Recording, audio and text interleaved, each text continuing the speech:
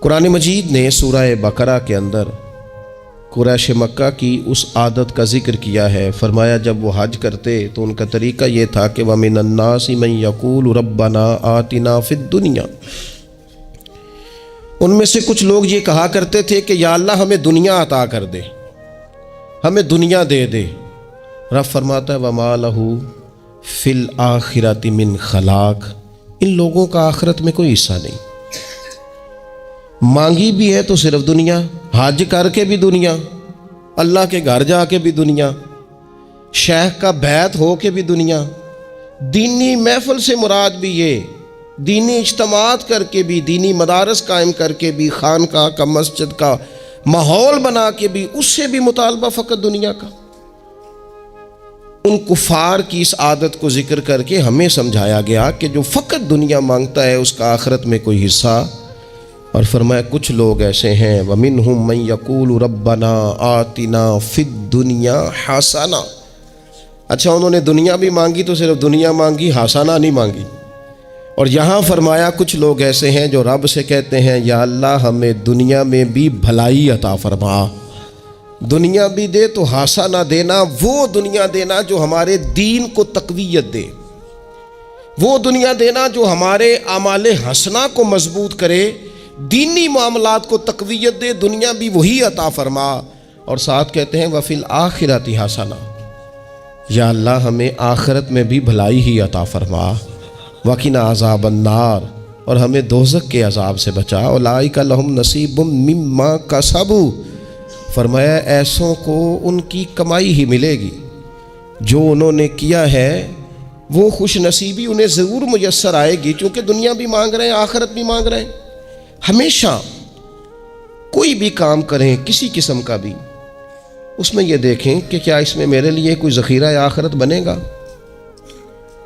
کیا یہ کام میری قبر میں، حشر میں، قیامت میں میرے لیے کوئی فائدہ مند ہوگا۔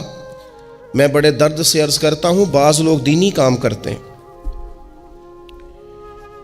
اور ان سے جب سوالات کیے جاتے ہیں تو وہ بعض اوقات تکلیف دہ معاملہ ہو جاتا ہے کہ اس دینی کام کے پیچھے بھی وہ والا خلوص نہیں جو ایک مسلمان کا رب و رسول کے ساتھ ہونا چاہیے، اس دینی کام کے پیچھے بھی کچھ دنیاوی مقاصد موجود ہیں۔ تو اگر بڑی پگڑی اور بڑے جبے کے پیچھے بھی ایک دنیا دار چھپا ہوا ہو، لوگوں کو تو دھوکہ دیا جا سکتا ہے، رب و رسول کو تو نہیں نہ دیا جا سکتا۔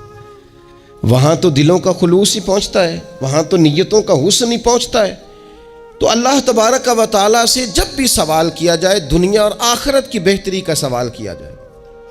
ایک لفظ ہے حدیث پاک میں جس کو عافیت کہتے ہیں، ترمذی شریف میں حضرت سیدنا عباس بن عبد المطلب رضی اللہ تعالیٰ عنہ آپ کی روایت موجود ہے، فرماتے ہیں میں نبی پاک صلی اللہ تعالیٰ علیہ وسلم کی خدمت عالی مرتبت میں حاضر ہوا تو میں نے عرض کی یا رسول اللہ صلی اللہ تعالیٰ علیہ وسلم مجھے ایسی چیز بتائیں جو میں اپنے رب سے مانگوں۔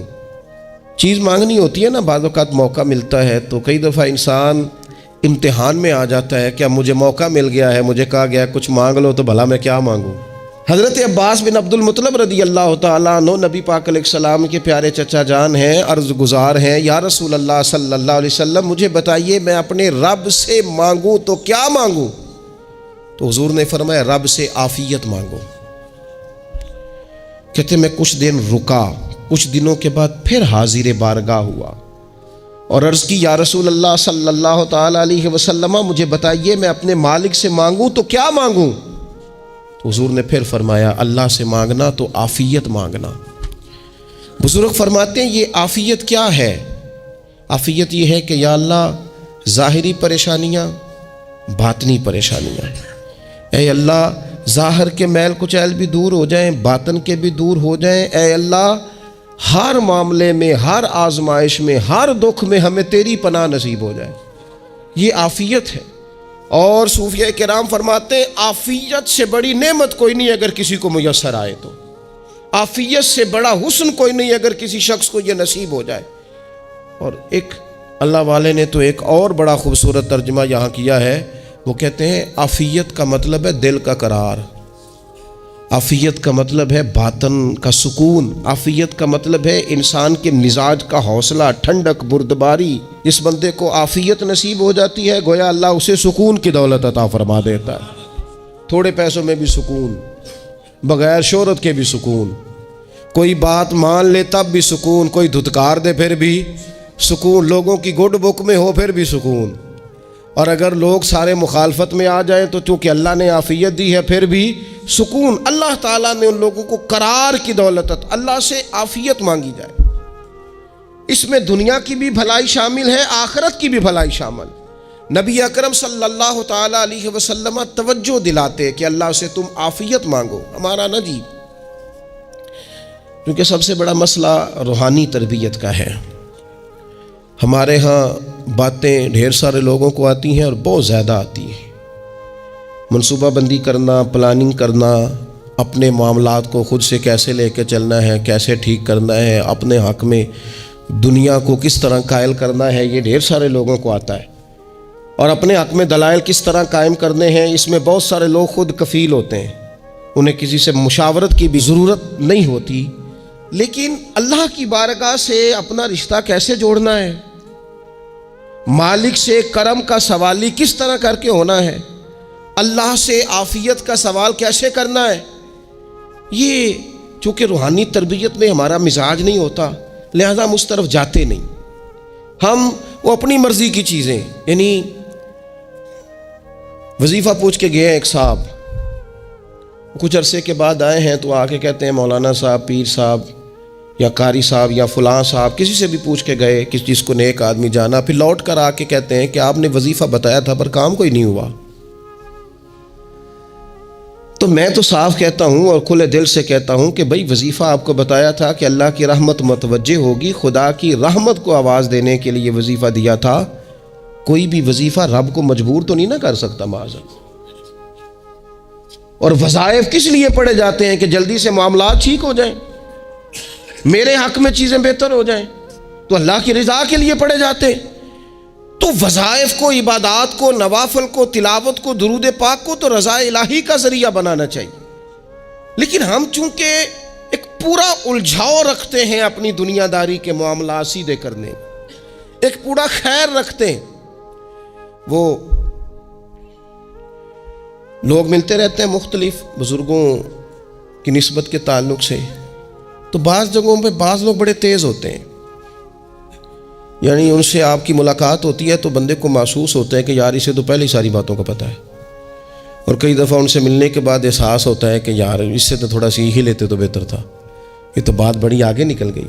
سارا پتہ ہوتا ہے، باشعور ہوتے ہیں، لیکن ڈر آتا ہے اللہ سے۔ اتنا باشعور آدمی، سمجھدار، پنچایت، پریا، لوگ، دین، دنیا سارا پتہ ہے، نماز کا ٹائم آ گیا تو وہ چھپتا پھرتا ہے، اس کی طبیعت پر بوجھ بن رہا ہے معاذ اللہ اللہ کے حضور حاضر ہونا، اسے خیر کا کام کرنا پڑ رہا ہے تو وہ ادھر ادھر نکلتا جا رہا ہے۔ تو سوال یہ ہے کہ پھر یہ شعور کا کیا مطلب رکھا ہوا ہے ہم نے؟ پھر اللہ سے دعا کرنے کی ضرورت نہیں۔ وہ حضرت عارف رومی رحمۃ اللہ تعالیٰ علیہ فرمایا کرتے تھے بعض لوگوں کو رب سارا کچھ دیتا ہے، سجدے کی توفیق نہیں دیتا۔ اس کا مطلب یہ ہے کہ وہ کہتا ہے یہ سارا کچھ لے اور نکل جا، میرے گھر نہ آنا، رکھ سارا کچھ پاس۔ رب سے عافیت مانگی جائے، اس سے اس کا فضل مانگا جائے، اس سے اس کا کرم مانگا جائے۔ اللہ کے پیارے رسول صلی اللہ تعالیٰ علیہ وآلہ وسلم اس عافیت مانگنے پر زور دیتے، توجہ دیتے۔ میں آپ کو صحیح بتاتا ہوں، رب نے اگر کسی بندے کو عافیت میں رکھا ہو نا تو حالات کیسے بھی برے چل رہے ہوں اس کا بگاڑ کچھ نہیں سکتے۔ اور اللہ تعالیٰ معاف کرے، 100 دفعہ خاکم بدہن، اگر کسی وقت اس کے کرم کی نگاہ پھر جائے تو پھر سارے اسباب سمیت بھی انسان اپنے پیروں پہ کھڑا نہیں رہ سکتا۔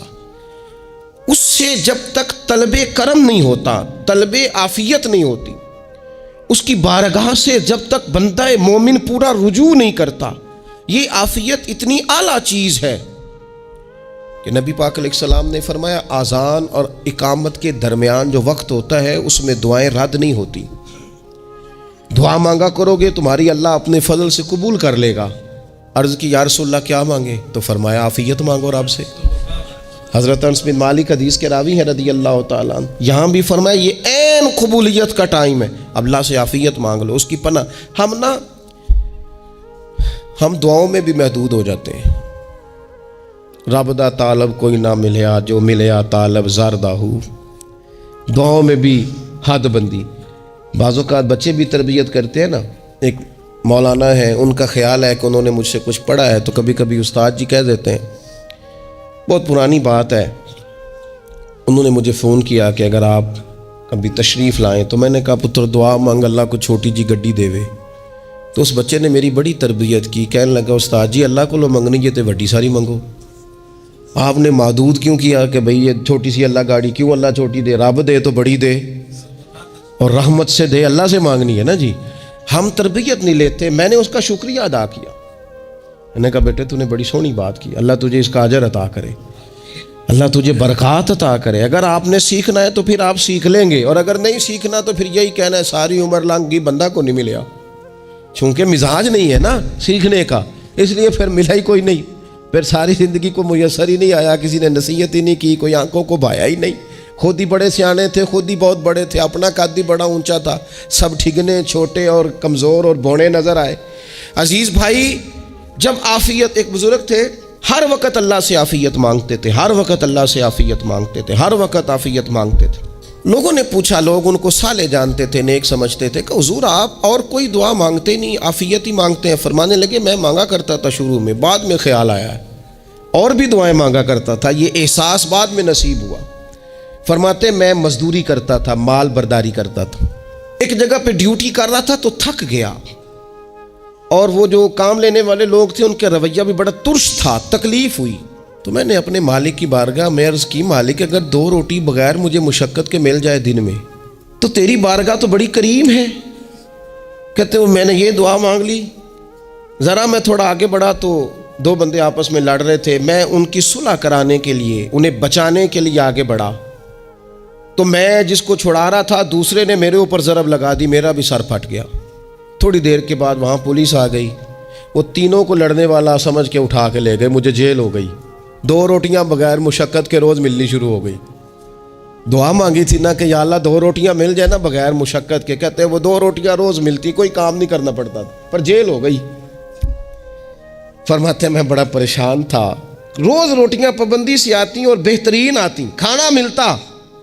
پھر کچھ عرصے کے بعد میں نے سوچا کہ یار یہ دعا تو قبول ہو گئی نا تیری، اب تو اگر اس پر کوئی الگ بات کرے گا تو وہ تو غلط کرے گا.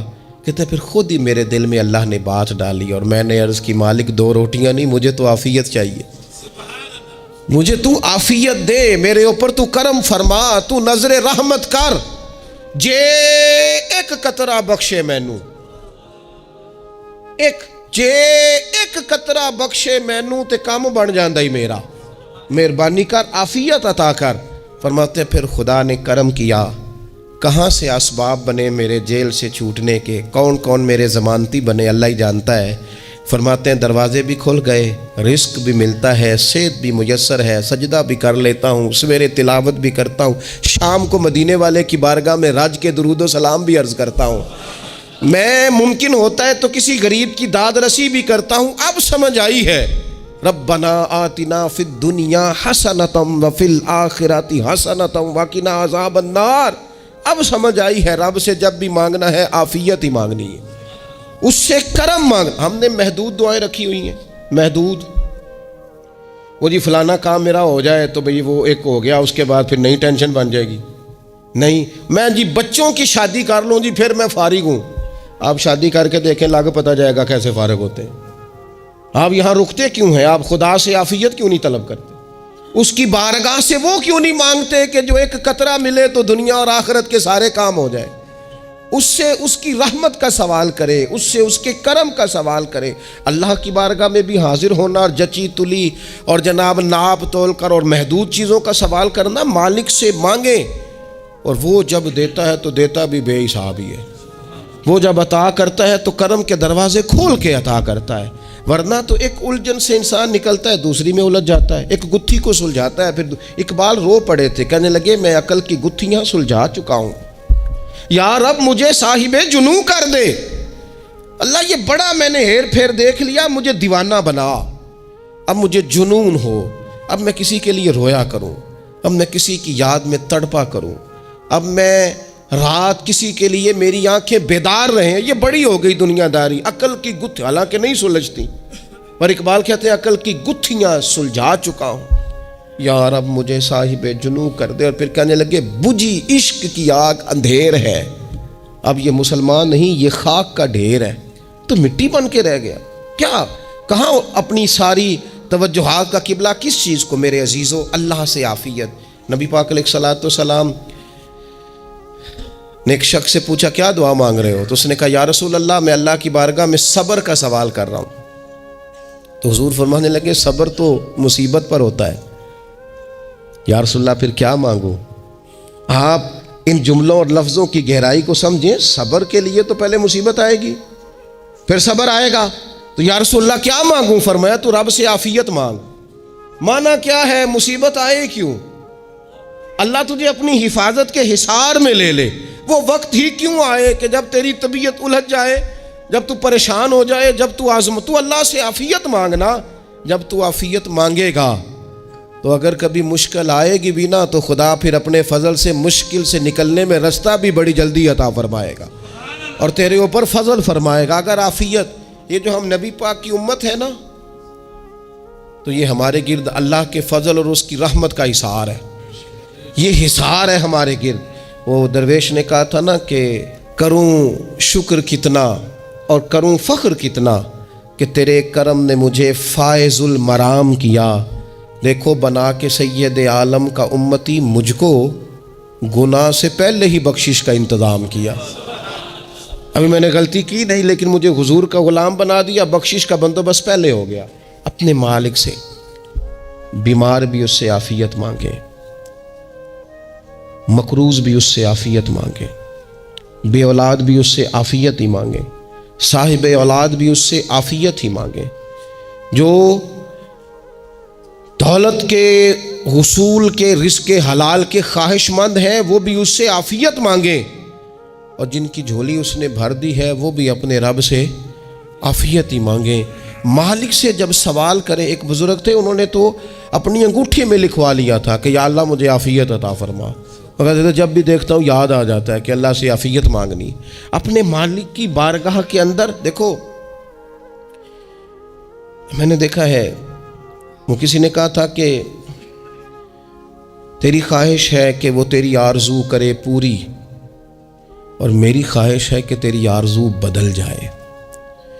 کچھ لوگ ایسی خواہشات بھی لے کے آتے ہیں کہ جو پوری نہ ہو تو بہتر ہوتا ہے، اس لیے آپ کو پتہ ہے موت مانگنا جائز نہیں دین میں۔ مصائب سے گھبرا کر، مشکلات سے گھبرا کر، زندگی کے مد و جزر سے پریشان ہو کر موت کا سوال کرنا جائز نہیں۔ کس طرح جائز ہے؟ ان لفظوں کے ساتھ دعا کر سکتا ہے کہ یا اللہ جب تک میری زندگی بہتر ہے مجھے زندہ رکھ، اور جب میرا دنیا سے جانا بہتر ہے پھر تو مجھے اپنی بارگاہ میں بلا لے۔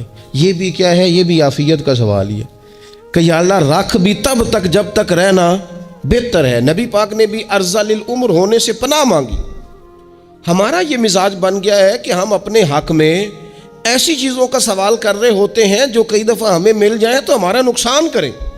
قرآن حکیم ایک جگہ پہ اللہ کریم نے فرمایا ہے کہ اگر سب لوگوں کو مال دے دوں تو بغاوت کریں، فساد ہو جائے۔ کیا مانا کہ اپنا نقصان کر بیٹھے لوگ۔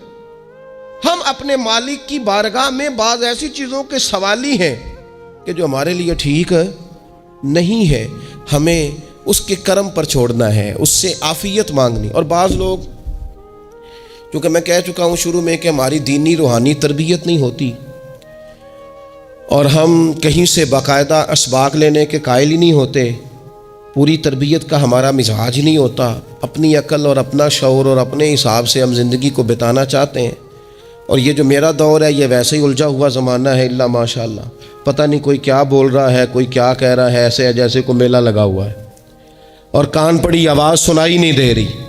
جس کی دکان پر کوئی گاہک نہیں وہ بھی کہہ رہا ہے لائنیں بنا لو. ایسا الجھا ماحول ہے اور ایسی آزمائش ہے کہ لوگ بیچارے پریشان ہیں. دیکھیں جب تربیت کے ساتھ انسان آگے بڑھتا ہے نا، ہمارے پاس مقتدا ہے اللہ رسول کا کلام، ہمارا پیشوا ہے رب رسول کا فرمان. جب ہم